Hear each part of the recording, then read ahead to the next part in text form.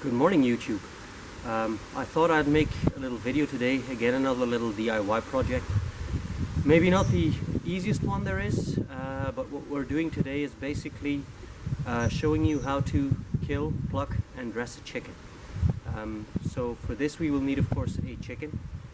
For this video I specifically did choose not to show any killing going on. I will explain some, but I don't think that it really shows a lot, except for releasing some comments from the extreme animal protection side of things.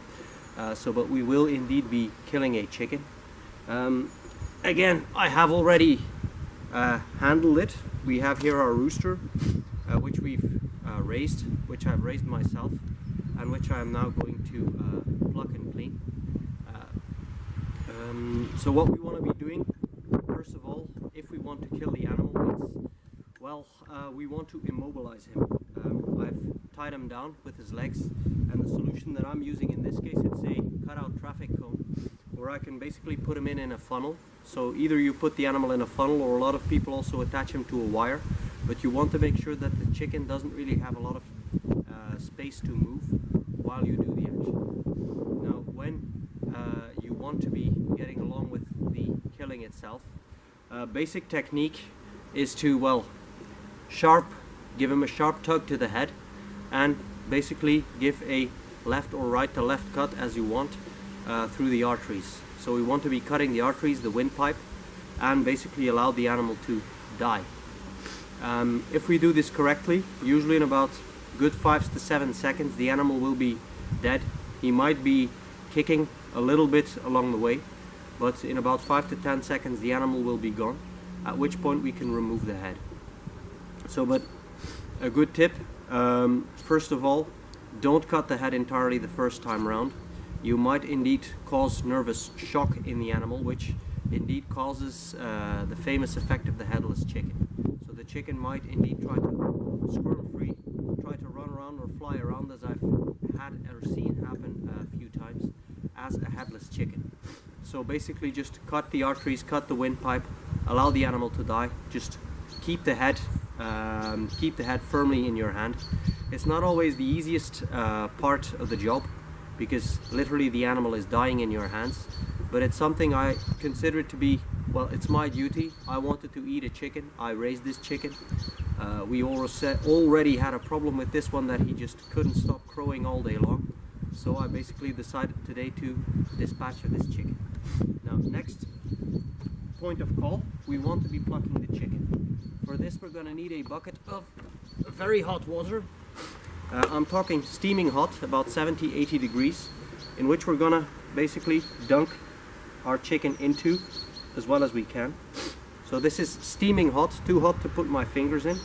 And what we want to be achieving is to dunk the chicken down for about 10 to 20 seconds, as good as we can, to basically allow the feathers to come loose and make it easier to we're about 10 to 20 seconds in, and our chicken is about ready to pluck. So basically, as you can see, the feathers come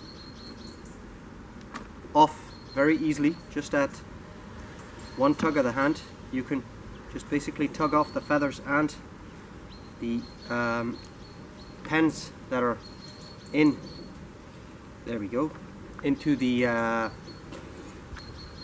into the animal, and basically clean up all the remaining feathers that are still left in the chicken. So we want to be cleaning the animal up as good as we can. Now, if there's a couple of little feathers and pens left, don't really worry too much.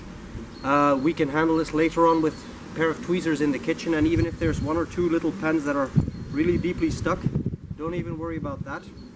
If you put them in the oven, it will actually basically come out by itself. One little tip also, as you can see, I'm not really wearing my Sunday attire for this. Do wear some dirty or old clothes.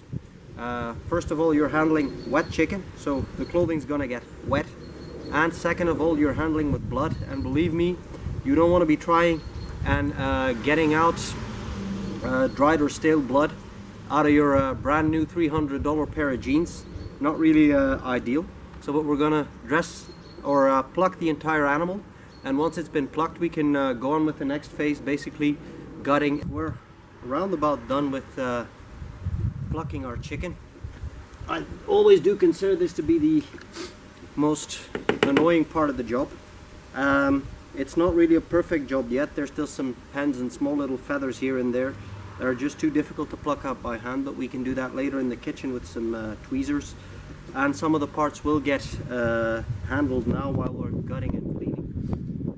So we come down to the next stage of our job, namely gutting and cleaning.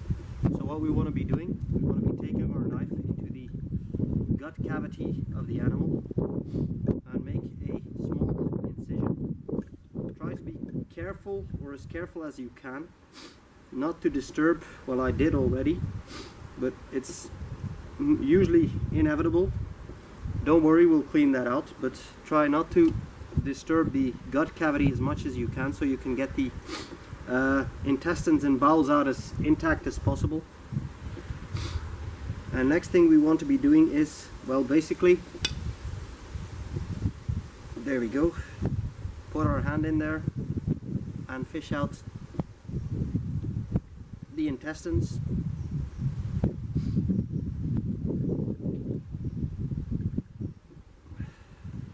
Not really a very pleasant job, but it has to be done.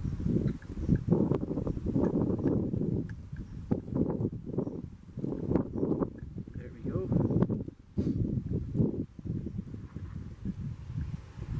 So again, try not to disturb the gut sac if you can avoid it.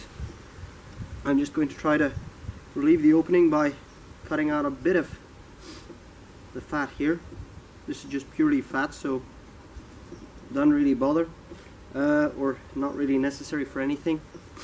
The only thing we want to use for this type of job is basically a knife that has some pull to it. So this is our main tool.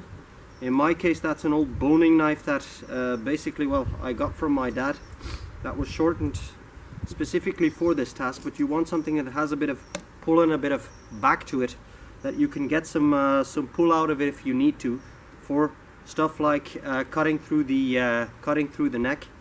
You need some pull to it, so a filleting knife would not be ideal, but something like a good strong boning knife will indeed do. Nothing too large, nothing too big. So we want to be reaching out into the gut, and we want to be getting out basically the parts that we can reuse if we wish to. Which can be basically the gizzard or the stomach. We could clean this up. I don't really bother, I don't really like eating it, but you can actually use or reuse the stomach. And I realized that I just forgot my clean little pot to put the rest in, but we'll just show you and get them out. Next port of call, which we can reuse, is the liver, which seems to have ruptured a bit. There we go. But we can indeed use liver, not the kidneys.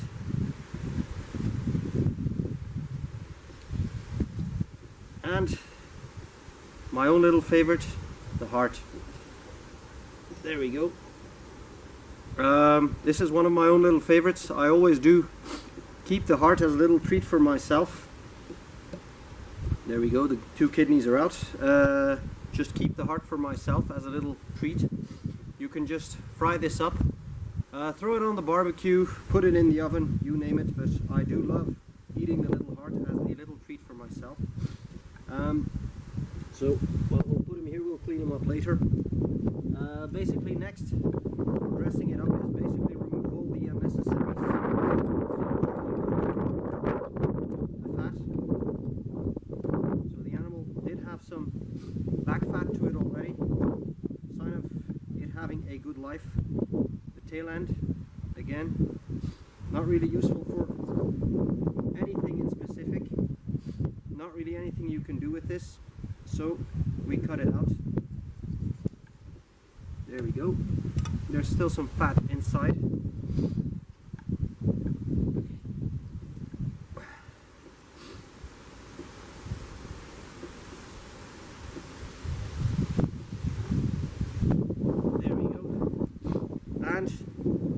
last but not least, the legs. Now we want to be trying doing this. The easiest way is just the same way you separate the chicken. There we go. We break the joint and then we just cut along. There we go, the joint, and it comes off by itself. So anybody looking to do some hoodoo stuff, that's how you recuperate the joints. So but you just pop out the joint and cut across. There we go. Cut across the leg.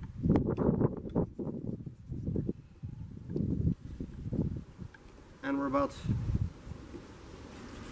damn it, 90% done with our job.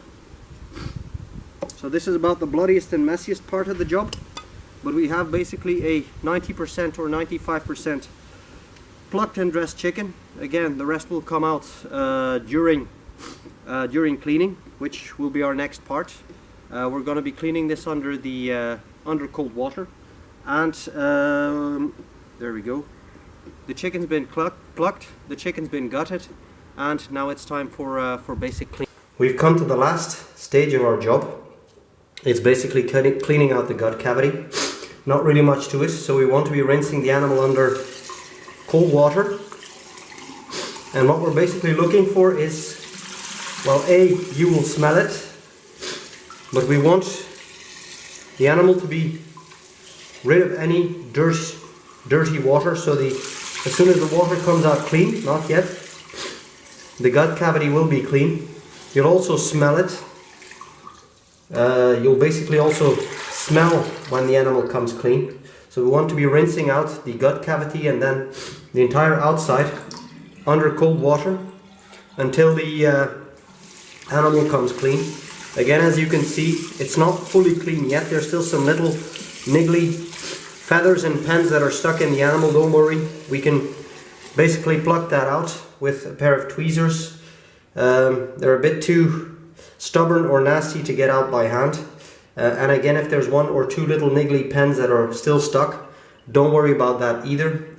When you roast this little chicken up, they basically fall out from the heat and the animal basically reducing. So for the pens, I wouldn't really worry. The feathers, you want to, of course, try to get out. So what we're about, I'm just going to give it one little more rinse. We're just about clean on the outside. Yeah, that's clean, clear water. And just basically give the entire outside a rinse. And that's cleaned, gutted, and a prepared chicken. Cleaning to pluck. At this stage, we're truly ready and done. We have here a 2 kilo, 800, nearly 900 piece of chicken. So I think that comes down to about 7 to 8 pounds. That's pretty hefty for, let's just say, your average chicken. But again, this is actually already a full-grown rooster. I just wanted to give a little opinion piece just to close the entire video as to what we've just been doing. This is, as I said in the beginning, not always an easy subject and not always something that everybody can handle, but I do this basically as what I consider to be something of a duty. I want to eat chicken, so for that we have to kill a chicken. And in this case, well, we've seen the harsh reality of what it is to be a meat eater. An animal must die. This is not an easy job. Nobody likes to do this job, but at least I don't think so. I do really think if somebody really likes to do this job, that there's probably something seriously wrong with you. It's not a fun job to do, but this is the reality of being a meat eater. And I do believe that if you really can't do this yourself, if you cannot really make the click in your head for, well, I want to eat, so an animal has to die and I'll kill it, well, basically stop being a meat eater. Be a vegetarian, be something else. But this is what it takes to eat meat. An animal has to die.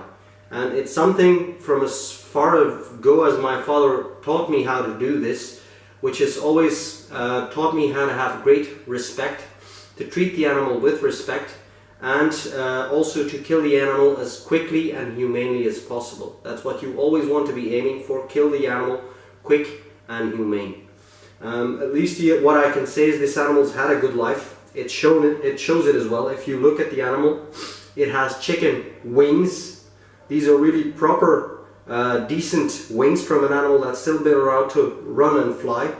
The legs are a lot more slender and a lot longer than what you'd expect from your average supermarket chicken. Again, the weight itself, it's near to 3 kilos, so that's nearly the size of a small turkey, but that's the size of our chicken, so this will be good eating for 4 people. But always treat the animal humane, kill it humane as quickly and as efficiently as you can.